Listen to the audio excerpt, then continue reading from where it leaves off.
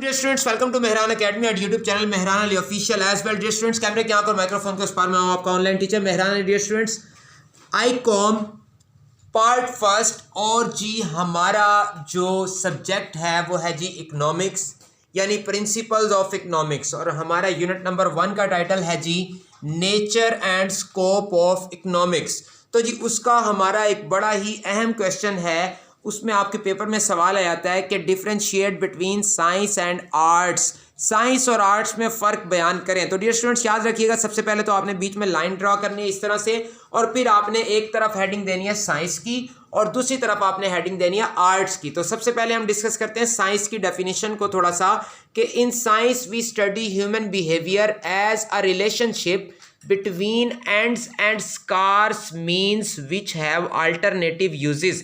कि साइंस में हम क्या स्टडी करते हैं, ह्यूमन बिहेवियर को स्टडी करते हैं, और ह्यूमन बिहेवियर में हम क्या स्टडी करते हैं, हम रिलेशनशिप ताल्लुक को पढ़ते हैं।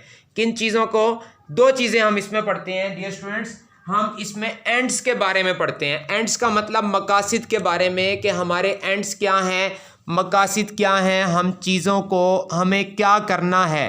एंड्स मीनिंग, एंड्स का मतलब डियर स्टूडेंट्स होता है मकासिद। तो जी एंड्स के बारे में इसमें हम स्टडी करते हैं। और उसके अलावा सकार्स मीन्स का मतलब महदूद ज़राए जो होते हैं हमारे, उनके दरमियान हम ताल्लुक़ पढ़ते हैं, और इंसान का बिहेवियर क्या है, रिलेशनशिप क्या है, उन्हें वो कैसे अचीव करता है, कैसे हासिल करता है, और विच हैव अल्टरनेट यूजेस। अब जो सकार्स मीन्स होते हैं ना, महदूद ज़राए जो होते हैं, उनके मुतबादिल इस्तेमालात भी होते हैं। मिसाल के तौर पर हम पीने के लिए कोल्ड ड्रिंक यूज़ भी, अगर पानी नहीं अवेलेबल तो हम कोल्ड ड्रिंक भी पी सकते हैं, हम लस्सी भी पी सकते हैं, हम चाय भी पी सकते हैं। वक्ती तौर पर हम प्यास बुझाने के लिए हम किसी भी पीने वाली चीज़ का इस्तेमाल कर सकते हैं, यानी नेटिव यूजेस मतलब मुतबादिल इस्तेमालात। तो जी साइंस की डेफिनेशन क्या होगी डियर स्टूडेंट्स, आई.कॉम वाले स्टूडेंट्स के लिए, फिजिक्स केमिस्ट्री मैथमेटिक्स के पॉइंट ऑफ व्यू से नहीं, कॉमर्स के पॉइंट ऑफ व्यू से हम साइंस की डेफिनेशन को यहाँ पे डिस्कस कर रहे हैं। तो साइंस की डेफिनेशन क्या होगी जी, in science we study, science में हम पढ़ते हैं, क्या पढ़ते हैं जी, ह्यूमन बिहेवियर, इंसान के बिहेवियर को, उसके प्रोसीजर को, उसके दायराकार को, कि वो क्या, उसकी अप्रोचेस क्या हैं, वो पढ़ते हैं। एज अ रिलेशनशिप, जिसमें हम क्या पढ़ते हैं, ताल्लुक़ को पढ़ते हैं। किन चीज़ों के बारे में? Between ends and scarce means, यानी मकासिद और मकासिद के हुसूल, उस मकासिद यानी मकासिद का मतलब जो चीज़ें हमें चाहिए उनके बारे में पढ़ते हैं, और वो चीज़ें कहाँ से आ रही हैं, उनकी इनपुट्स क्या हैं, महदूद इनपुट्स जो हैं वो पढ़ते हैं। विच हैव अल्टरनेटिव यूजेस, जिनके मुतबादिल इस्तेमालात भी होते हैं। ये तमाम चीज़ें हम साइंस में पढ़ते हैं। उसके बाद डियर स्टूडेंट्स, आपने आर्ट्स की हेडिंग देने के बाद आर्ट्स की डेफिनेशन को डिस्कस करना है, कि in arts we deals the practical application of science. तो जी साइंस की जब अमली इतलाक़ हम पढ़ते हैं, तो जब हम साइंस को अमली तौर पर जब अप्लाई करते हैं, उसके इतलाक़ करते हैं, तो उसको हम आर्ट्स का नाम देते हैं। फिर आपने हेडिंग देनी है एग्जाम्पल की। तो जी साइंस की आपने एग्जाम्पल को डिस्कस करना है। तो आपने बताना है कि when a student gets degree in economics, जब एक स्टूडेंट को इकोनॉमिक्स में डिग्री मिल जाती है, सपोज आप बीएस कर लेते हैं इकोनॉमिक्स में, या आप आईकॉम करते हैं, तो आपको इकोनॉमिक्स की जब एक डिग्री मिल जाती है, तो उसको हम क्या नाम देते हैं, उस हार्ड फॉर्म को, उस डिग्री को, वो जो फैक्ट्स एंड फिगर्स पर मबनी जो आपकी एक जो डिग्री है, उसको हम साइंस का नाम देते हैं।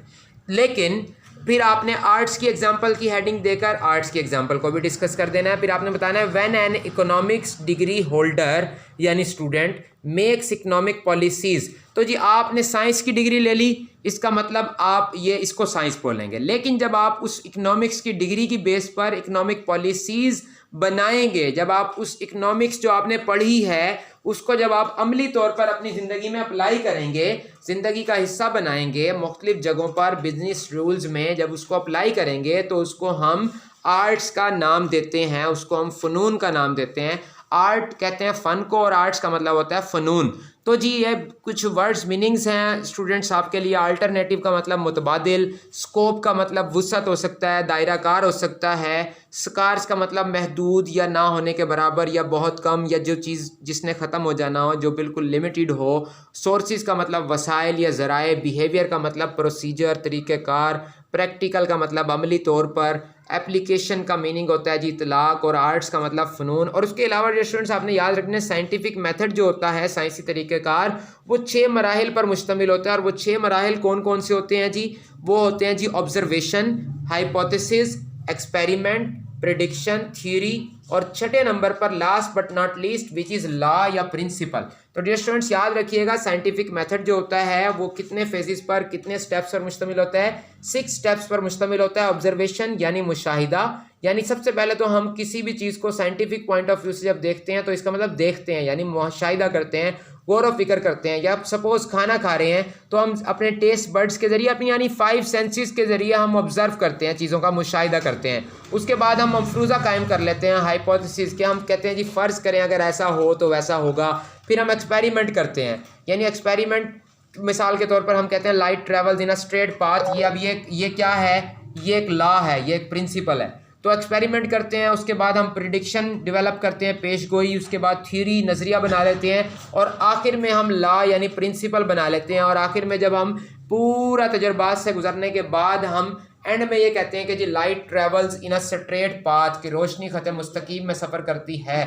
तो ये वाली लाइन जो मैंने अभी बोली ये एक लॉ है, ये एक प्रिंसिपल है। जैसे लॉ ऑफ डिमांड और लॉ ऑफ सप्लाई हमने पढ़ा था, मज़ीद हम दोबारा भी डिस्कस करेंगे कि अगर किसी चीज़ की डिमांड ज़्यादा होगी तो सप्लाई ज़्यादा करना पड़ेगी, डिमांड कम होगी तो सप्लाई कम होगी। यानी लॉ ऑफ सप्लाई और law of demand are directly proportional to each other. अगर डिमांड ज़्यादा होगी तो सप्लाई ज़्यादा होगी, डिमांड कम होगी तो सप्लाई कम होगी। अब तक के लिए इतना ही डियर स्टूडेंट्स।